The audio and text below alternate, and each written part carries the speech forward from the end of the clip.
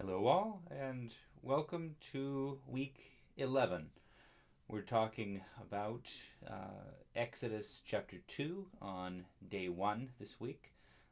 So last week we saw that Abraham's descendants, the Israelites, had settled in Egypt and had multiplied so much that the Egyptians decided to make them slaves in order to keep them under control.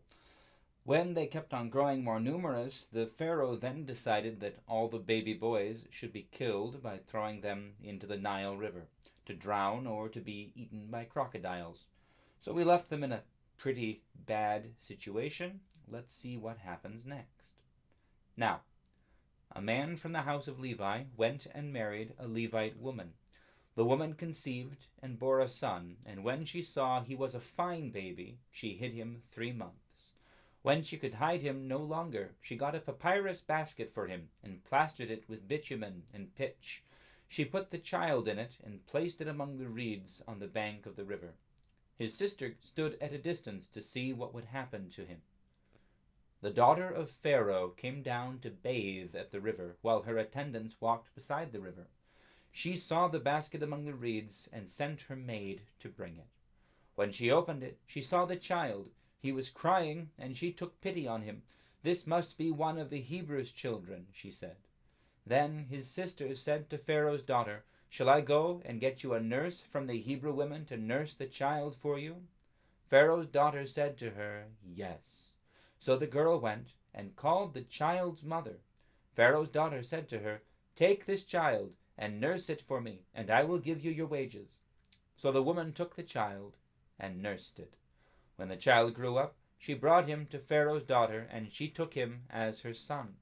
She named him Moses, because, she said, "I drew him out of the water." Now, there are a few things that we should notice about this. The first is, in this impossible situation that the children of Israel are in, this very unlikely, very improbable, very miraculous event happens. A baby who couldn't be hidden anymore, his mother, in desperation, waterproofed a basket and put him in the basket in the middle of the river. With his sister to watch, but not to defend or protect him, just to see what would happen. And out of this, God brings the one who would save his people and lead them out of slavery in Egypt.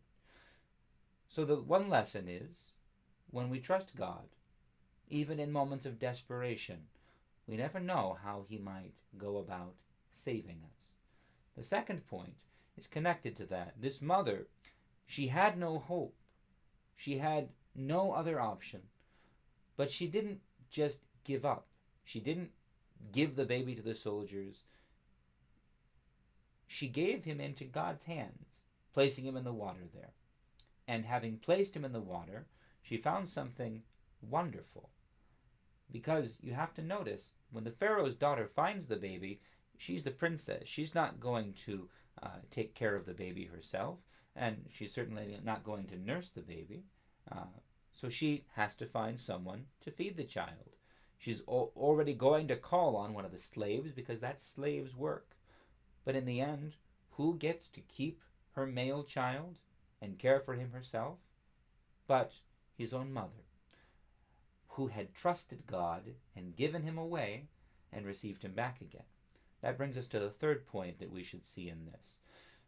The church looks at Moses going into the water of the river, given by his mother into the care of the Lord, and coming back to him.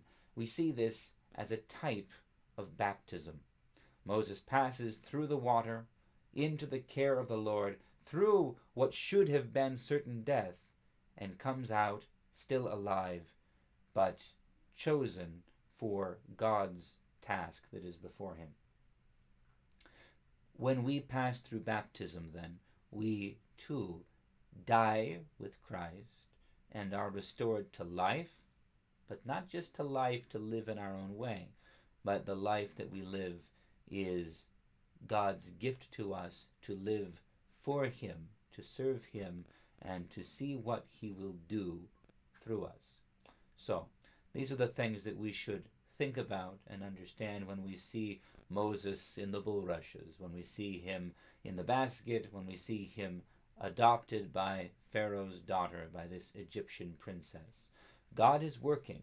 He is accomplishing salvation for his people in the most unlikely of ways, with the smallest, with the least important, and with the faith and trust that comes from helplessness. And in that helplessness of the mother, there begins the salvation of the people of Israel. So, that's the birth and adoption of Moses. Next week, we're going to see him grown up and see what happens next. So, for now, I'll see you all on Wednesday, day 2. God bless you. Have a wonderful day.